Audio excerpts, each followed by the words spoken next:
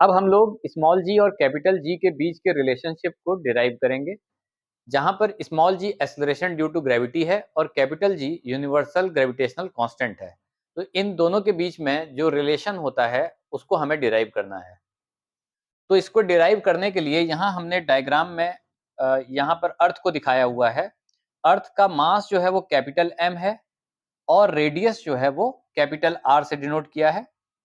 इसके अलावा एक ऑब्जेक्ट को हमने यहाँ पी पॉइंट पर रखा हुआ है और इस ऑब्जेक्ट का मास स्मॉल एम है और इस ऑब्जेक्ट का डिस्टेंस सेंटर ऑफ द अर्थ से स्मॉल आर के बराबर है। तो अगर हम ये देखें कि इस ऑब्जेक्ट पर जो फोर्स लग रही है वो कौन सी फोर्स लग रही है, तो इस ऑब्जेक्ट पे जो फोर्स लग रही है वो ग्रेविटेशनल फोर्स है और इस फोर्स की डायरेक्शन क्या होगी, उसकी डायरेक्शन उस लाइन के अलोंग होगी जो दोनों ऑब्जेक्ट्स के सेंटर्स को आपस में ज्वाइन कर रही है। तो इसका मतलब हो गया कि इसकी डायरेक्शन जो है वो इस तरफ को होगी।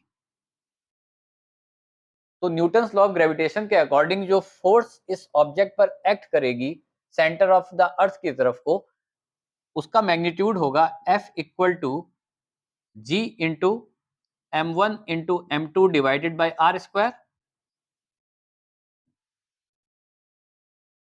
तो यहां पर mass of the first object यानी मास ऑफ द अर्थ है कैपिटल M और मास ऑफ द ऑब्जेक्ट जो है सेकंड ऑब्जेक्ट वो है small m divided bye r, इन दोनों के बीच का डिस्टेंस है और यहां पर उसकी वैल्यू आर स्क्वायर के बराबर हो जाएगी। तो ये हमारी फर्स्ट इक्वेशन हो जाएगी। अब अगर हम देखें कि Newton second law of motion के अकॉर्डिंगली जो है वो किसी भी ऑब्जेक्ट पे जो फोर्स लगती है that is equal to mass into acceleration according to Newton's second law of motion.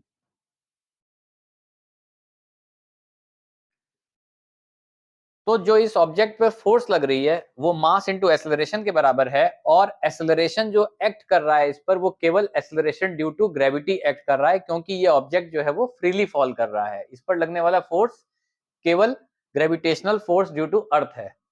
तो यहां पर हम एक्सेलरेशन की जगह स्मॉल जी रख सकते हैं, तो फोर्स की वैल्यू m इंटू जी हो जाती है।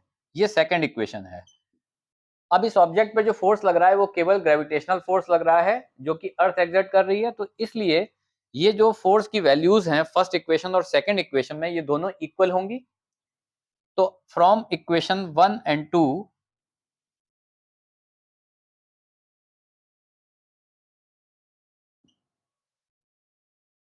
g into m into small m divided by r square will be equal to m into g. यहां स्मॉल m से स्मॉल m कैंसिल हो जाएगा, तो यहां पे वैल्यू आ जाएगी small ji equal to capital G m divided by r square. ये रिलेशनशिप हो जाता है स्मॉल जी और कैपिटल जी के बीच में। इसको हम लोग यहां पर लिख देते हैं small ji equal to capital G m divided by small R square. अब अगर हम एज्यूम कर लेते हैं कि इस ऑब्जेक्ट को हमने अर्थ के सरफेस के पास में रखा हुआ है, तो उस केस में क्या होगा, तो if the object is placed near the earth surface,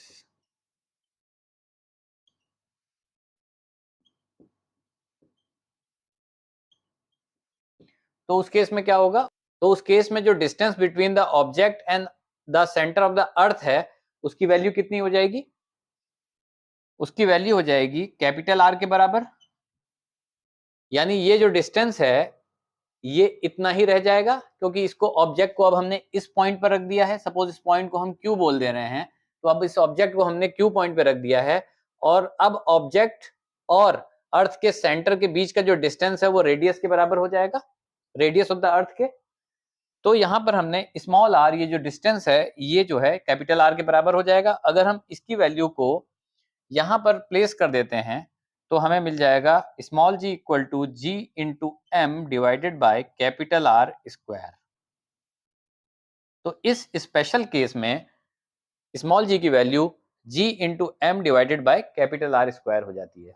तो आप लोग इन दोनों रिलेशंस को मेमोराइज कर लीजिएगा, क्योंकि ये डायरेक्टली न्यूमेरिकल्स में आपकी हेल्प करेंगे।